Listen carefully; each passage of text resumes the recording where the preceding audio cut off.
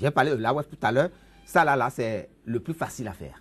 Et ça, si on se trompe à ce niveau déjà, l'administration étant déjà un appareil très lourd, vous verrez ce que ça va donner. Nous allons aux nominations, puisque c'est la plupart des revendications pour ce qui concerne le Centrasef. Pour ce qui concerne les revendications, nous allons revenir tout à l'heure là-dessus, Laurent. Maintenant, je me tourne rapidement vers mon confrère Marcel Zoumenou. Seulement 2 mois, Marcel Zoumenou, de gestion sous le nouveau régime, le régime de la rupture, et déjà des tensions sociales à l'horizon. Non, ma position n'est pas trop différente de celle du SG. J'ai dit ici la dernière fois que il n'existe nulle part dans les textes de la République le délai de grâce dont vous parlez. Et que si même il devait avoir délai de grâce, c'est peut-être avec la classe politique. Vous savez qu'aujourd'hui, la coalition politique formée autour de Patrice Talon, la coalition qu'il a portée au pouvoir au second tour, jusque-là, je n'ai encore vu personne qui réagit, puisque les hommes politiques, eux, ils attendent des nominations. Et donc, eux, ils peuvent rester dans cette politique. Mais les syndicats n'ont signé aucun accord avec un gouvernement pour se taire sur les impairs que nous constatons tous aujourd'hui. Ce qu'on reproche aujourd'hui au gouvernement Patrice Talon, ce n'est pas parce qu'il n'a pas encore réglé le problème de délestage ou bien réglé les problèmes catégoriels qui se posent au travail. C'est ce qu'ils font de mal. Et vous avez constaté que tout ce qui est dans les plateformes des syndicats, c'est les agissements du gouvernement qui violent la loi ou bien des agissements qui ne tiennent pas compte de la réalité du terrain. Vous ne pouvez pas. Et aujourd'hui, faire des AOF des ministères sans consulter au moins les travailleurs. Moi, je trouve que c'est ces éléments basiques. Si on continue comme ça a dit que le gouvernement de Patrice Talon donne l'impression qu'il veut être un gouvernement fermé, c'est-à-dire qu'il reste hermétique, qui fonctionne, qui fait ce qu'il pense sans consulter les autres. Et donc, tout ce que nous voyons aujourd'hui, c'est la réaction des travailleurs par rapport à ce qui s'est fait de mal. Mais est-ce que ces réactions ne sont pas assez précoces?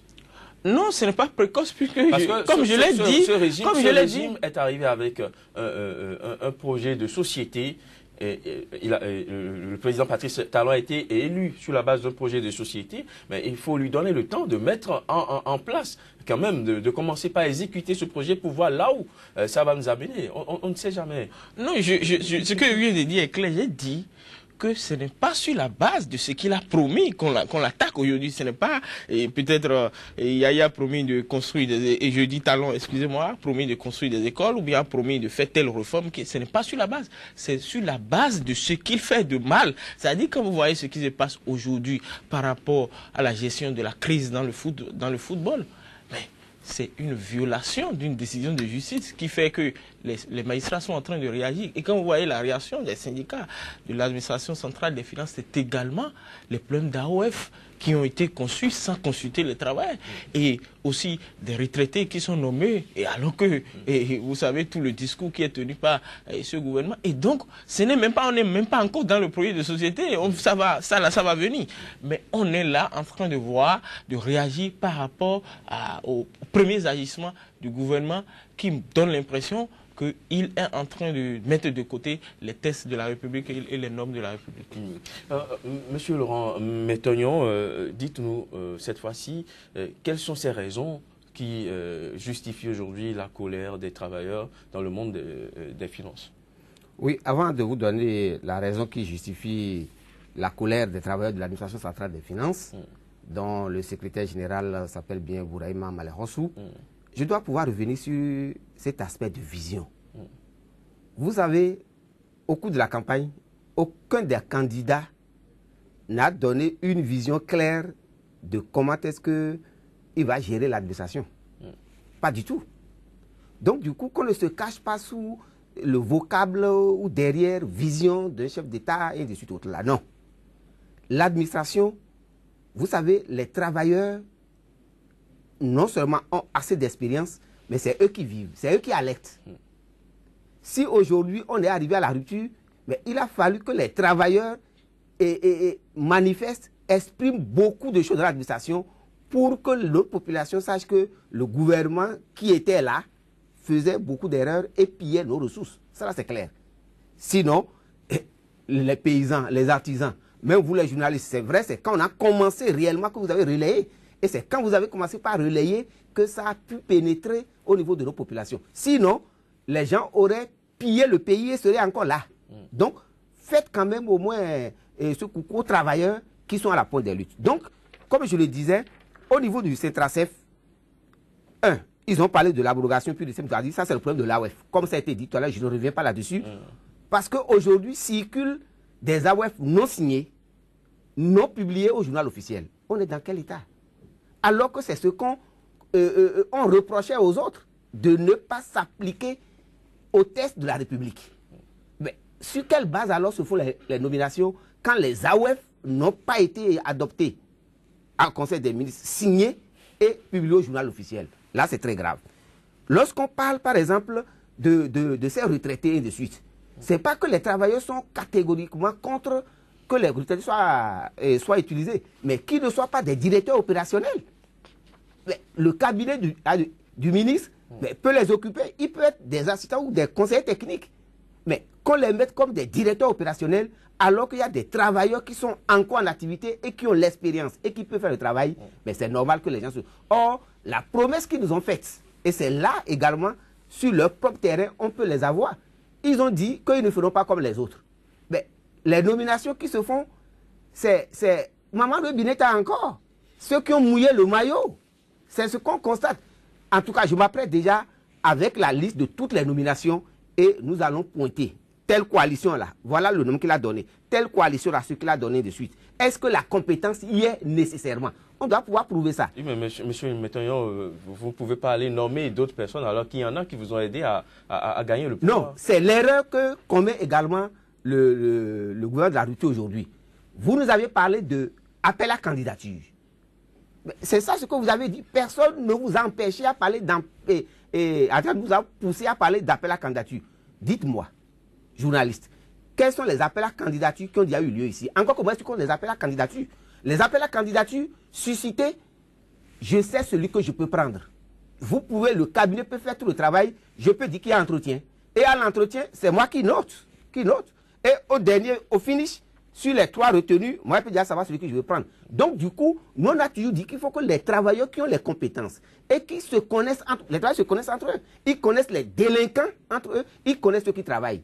Les travailleurs n'ont qu'à se prononcer sur ceux qui doivent pouvoir être leur directeur technique.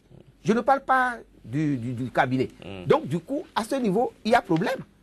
Mais lorsque aujourd'hui également, vous avez dit sur un plateau 2 candidats au second tour, vous dites, mais vous ne respectez pas les décisions de la justice. Mais on est dans un état voyou. Mais les gens ne peuvent vous prendre qu'à votre propre mort aujourd'hui, à votre propre piège. Lorsque une décision de la justice est prise et que vous violez. Mais il y a de quoi s'inquiéter pour dire, mais il vaut mieux vite qu'on rectifie la rupture. Parce que nous n'avons aucun intérêt, en tout cas les travailleurs du lycée des finances que je connais, et je pense que c'est le même cas pour ceux de l'UNAMAB, mais n'ont aucun intérêt à ce que la rupture échoue. Nous n'avons aucun intérêt. Et moi je le dis, partout où je passe, je n'ai aucun intérêt à voir ceux qu'on n'a pas encore punis là, qui ont engouffré nos milliards et qui crient aujourd'hui qu'on est en train d'intoxiquer. Non, vous pouviez avoir fait beaucoup de choses. Personne ne dit qu'on n'a rien fait en 10 ans. Mais ce qui a été fait là, comment ça a été fait? Si je vous ai donné 10 francs pour me faire un travail et que vous avez englouti 8 francs et que c'est pour 2 francs que vous avez travaillé, on doit pouvoir les chercher. Donc il ne faut pas qu'on donne l'occasion à ceux-là parce que ça tâtonne pour qu'ils reprennent le poids de la bête. Et c'est surtout ça pour que les travailleurs doivent être éveillés, doivent être déterminés. Et c'est ça la lutte qui se fait aujourd'hui au niveau du ministère des Finances, qui n'est pas une lutte salariale, mais une lutte qui se base sur le fonctionnement de l'administration elle-même. Parce que si l'administration, les gens ne sont pas bien disposés, et tenez-vous tranquille, la plupart de ceux qui sont nommés là, c'est de l'intérieur qui vont détruire la rupture. On en a qui ont retourné leur veste, comme ça se fait dans ce pays, à la dernière minute, et les gens pensent que comme ils ont mouillé le maillot, il faut qu'ils soient des places qui sont nommés. Si vous voulez des noms, on va vous en donner bientôt. C'est ça. Nous, on a peur alors de la rupture qui, à moins de 2 mois, donne une raison supplémentaire aux autres qui ne voulaient pas partir de dire qu'ils étaient les meilleurs. C'est ça l'inquiétude des travailleurs pour la plupart aujourd'hui. Vous ne vouliez pas qu'ils disent qu'ils étaient les meilleurs. Mais ils n'étaient pas bons. C'est pour ça qu'on les a chassés. C'est pour ça qu'on a dit qu'il faut une rupture. Donc, il ne faut pas que la rupture nous fasse regretter cela. Et c'est pour ça que nous nous tenons à tous les pas rectifier la rupture, puisque les auteurs, ceux qui sont aujourd'hui aux affaires, j'ai demandé que ce soit Adjavon, que ce soit le président Koupaki, que ce soit Biochane, Talon, qui viennent nous dire le contenu de la rupture, là, c'est quoi?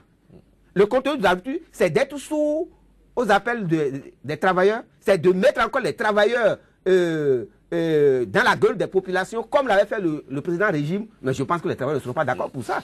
Alors, parce que c'est eux qui se battent. Ils se battent et à la fin, les gens viennent, mais on ne veut pas les écouter. Qu'est-ce que ça coûte à l'administration pendant les 2 mois là, si c'était ça qui était effectivement sérieux, qu'il fallait mettre l'administration sur les rails, de savoir qu'est-ce qui se passe en allant vers les directeurs. Ce n'est pas au palais qu'il faut s'asseoir avec des gens peut-être qu'on ne connaît pas et peut-être qu'ils ne connaissent pas bien l'administration pour se mettre à rédiger des tests. Mais ça ne donnera rien sur le terrain. Parce que celui qui est chargé d'accomplir la tâche, c'est avec lui qu'il faut faire. Votre veste. Mais si vous voulez avoir un bon couturier, vous lui dites, ma veste, voilà comment je veux l'avoir, stylée de suite. Si vous le lui dites bien, il va bien vous coudre votre veste. Mais si dans votre choix même, vous êtes indécis et vous ne savez pas ce qu'il faut faire, il va vous coûter quelque chose, les gens vont vous voir, ils vont se mettre à se moquer de vous. C'est aussi simple que ça. Pourquoi les gens veulent qu'on attende? On l'a fait avec Yahi. En 2006, il y avait déjà de très belles raisons pour déjà commencer par attaquer. Mais lorsque le ministère des Finances, et là je pense qu'il faut que les gens aient quand même l'histoire. En 2006, c'est toujours la FECETRA, le Centracel surtout, qui a commencé. En 2007, allez demander au ministre Koupaki. Quand il nous disait que quand on faisait sit-in en 2007, que ça l'aidait, ça le berçait pour pouvoir livrer les paraffeurs. Il en a eu pour son compte. Donc du coup, l'histoire ne peut que se répéter avec ceux qui sont éveillés, ceux qui sont déterminés et qui peuvent être des éclaireurs. Vous nous avez rejoints trop tard, les journalistes. Même en 2008, quand on avait fait la marche contre la Sensad, déjà en 2008, il y avait déjà les problèmes de la Sensad. On ne peut pas oublier ça. Mais ceux qui en parlaient, c'était le travail du ministère des Finances. Donc, ils ont donné la lettre très tôt. Pour que ça marche, parce que tout le monde avait cru aussi au changement. Mais on ne savait pas que le changement allait s'écrouler comme cela s'est fait en s'effondrant sur les populations. Mais je pense qu'on ne va plus continuer ça. Et je pense que la rectification de la rupture doit se faire au niveau de toutes les couches pour qu'on voit que nous sommes effectivement dans la rupture et pour un nouveau départ. Marcel Zoumeno. Non, tout ce que le SGA dit, je crois que c'est... Mon avis n'est pas trop différent de ça. Hein.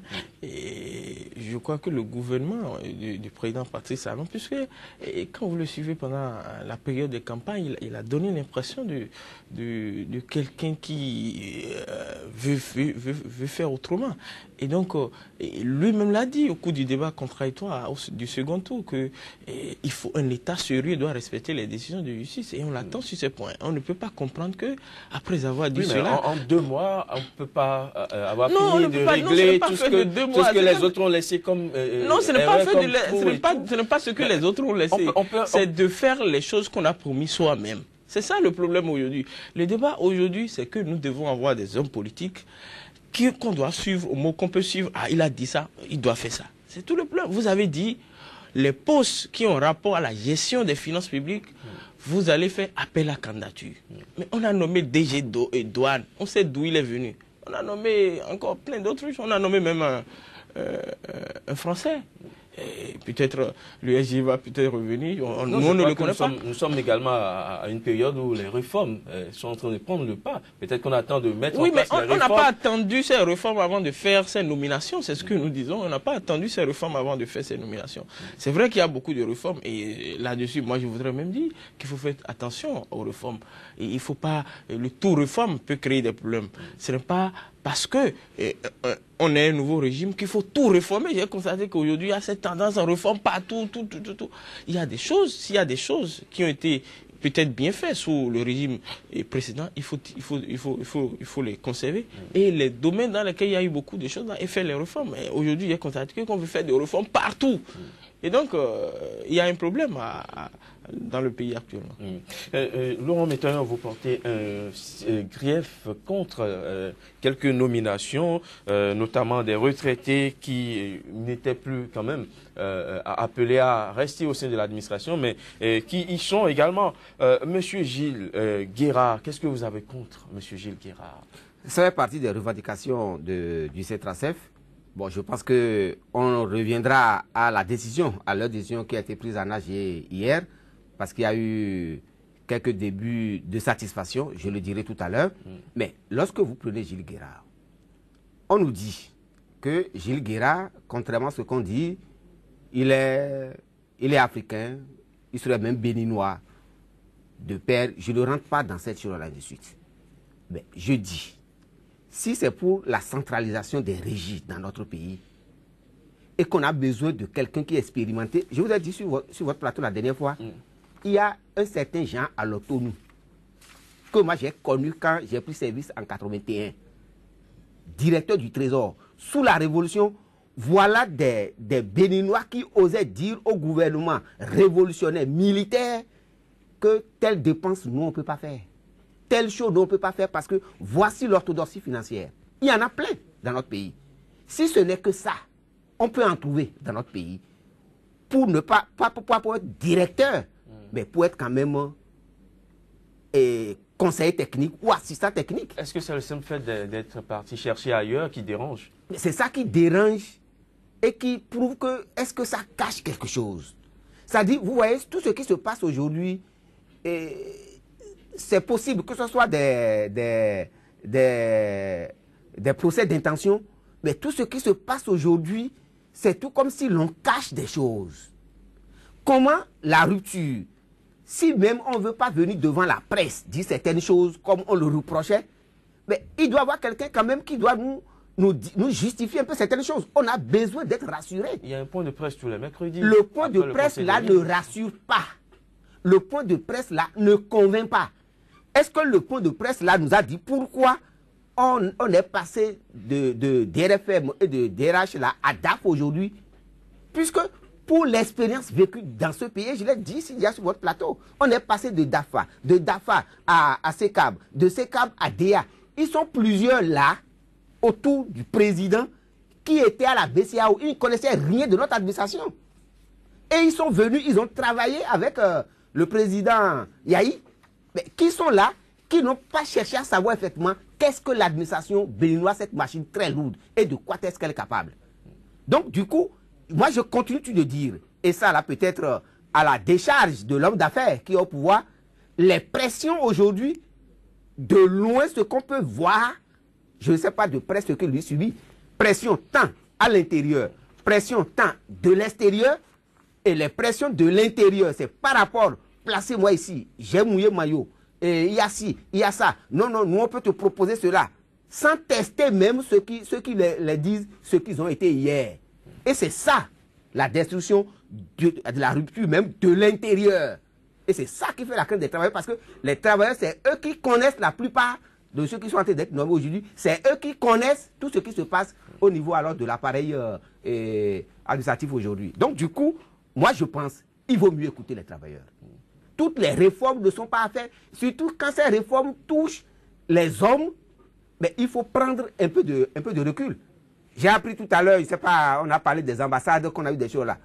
D'accord, mais est-ce que un débat peut se faire avec les travailleurs du MAEP, ces diplomates-là? Parce que si on veut avoir des gains, comme on est en train de le dire, mais il faut savoir par où aller. Et si le consensus est fait avec les travailleurs, la rupture doit pouvoir bien marcher. Et c'est ça qui a manqué au régime passé. Et c'est sur les mêmes traces que ce régime est en train d'exceller. Donc du coup, moi j'ai peur que la rupture ne se détruise même de l'intérieur. Pas des crocs en jambes, parce que les cadres voraces que nous on connaît, qui sont restés avec le gouvernement passé, briseurs de grève, c'est eux qui prenaient les noms, qui sanctionnaient et qui disaient non, on ne va pas faire ceci. Lorsque je les retrouve aujourd'hui dans la rupture, mais je me demande alors quel est le contenu de la rupture qu'on veut me donner. Donc du coup, que le gouvernement actuel souffre, que le président souffre parce que lui il est un homme d'affaires, il veut avoir des résultats, mais qui souffre que nous qui sommes restés dans l'administration, qui connaissons l'administration, que c'est de l'intérieur que les gens veulent lui créer. Mais la rupture, ce n'est pas forcément les hommes, mais les idées aussi, M. Métognon. Les idées, ça dépend de comment les idées sont exécutées, mises en place. L'idée, c'est quoi? On veut faire des réformes. C'est de savoir les réformes qu'on veut opérer là. Est-ce que c'est qu'est-ce qu'il faut faire avant? Et qu'est-ce qu'il faut faire après? Est-ce qu'il faut faire le tout ensemble?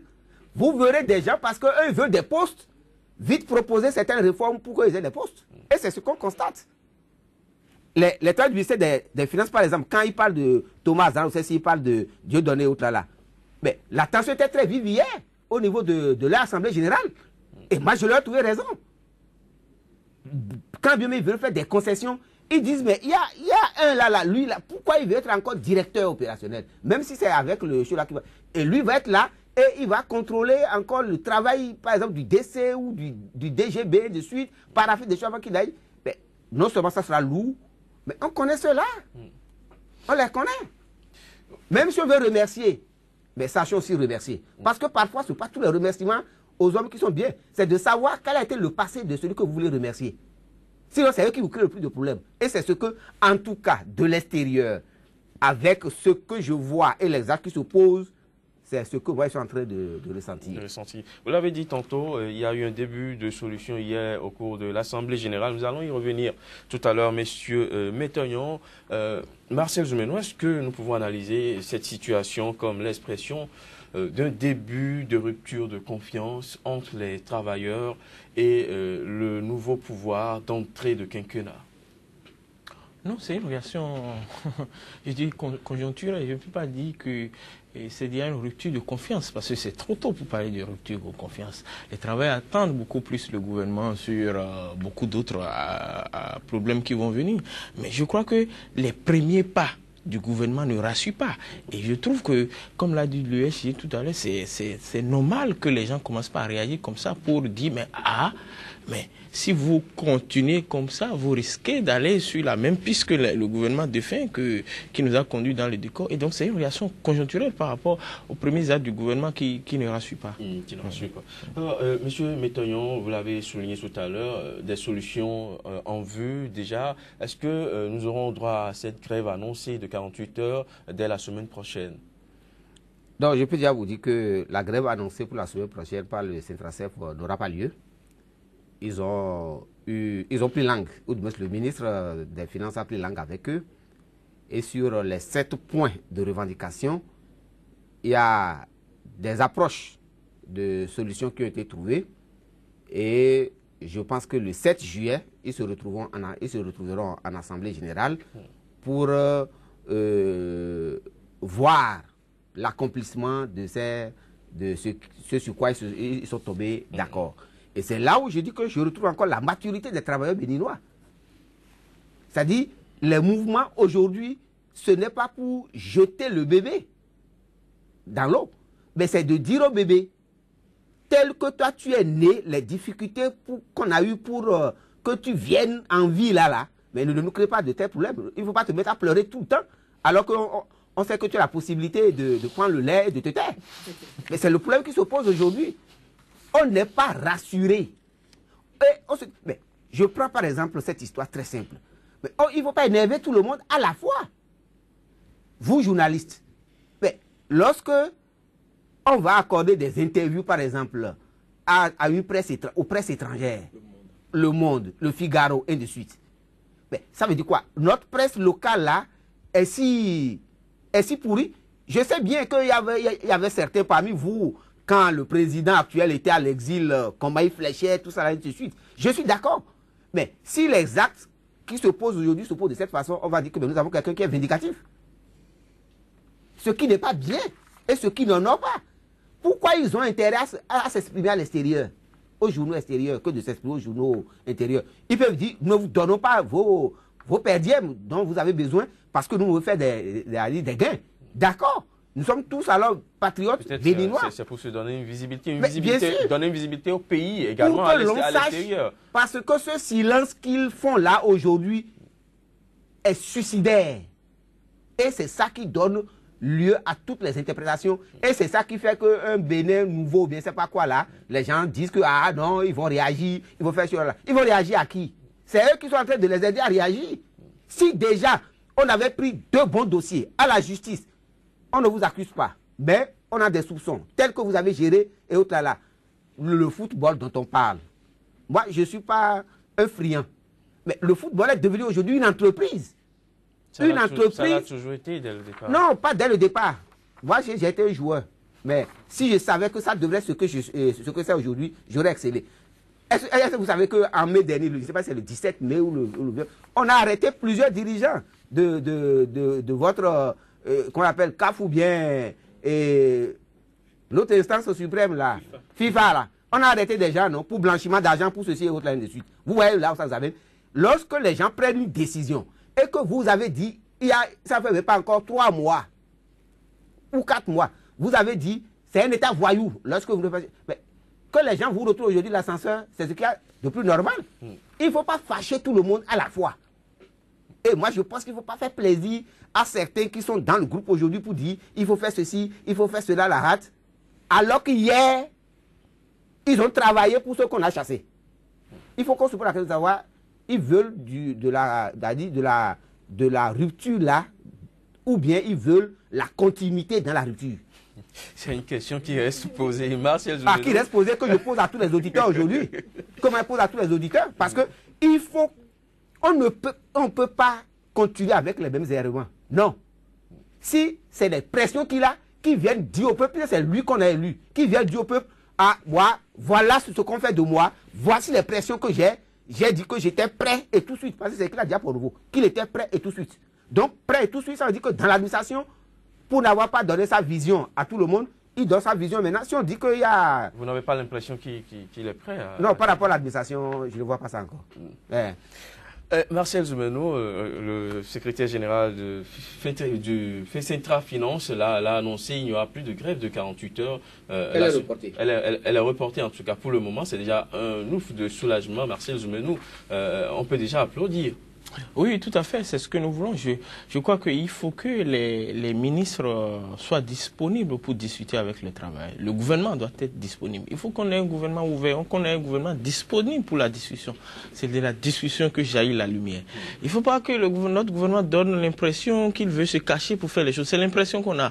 Et même les nominations, c'est, comment vous appelez, c'est une lettre confidentielle qui informe le ministre qui a eu des nominations dans son ministère. Moi, je trouve ça un peu bizarre. Il faut que le gouvernement soit ouvert, que les nominations soient connues, que tout ce que le gouvernement fait soit rendu public. Vous ne travaillez pas pour voir à partir du moment où vous êtes chef d'État. C'est des gens qui vous ont élu et ils ont droit de savoir ce que vous faites pour eux.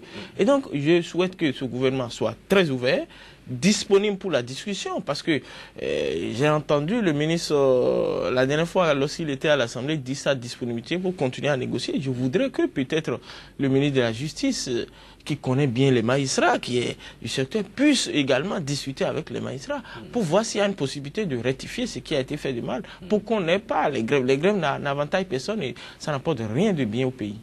L'autre point, c'est l'UNAMAB qui tient son assemblée. Oui, tout à l'heure, et ça risque d'être très chaud. Et puis, si vous savez, l'UNAMAB, c'est un syndicat qui est depuis quelques années qui tient dur par rapport au respect des tests.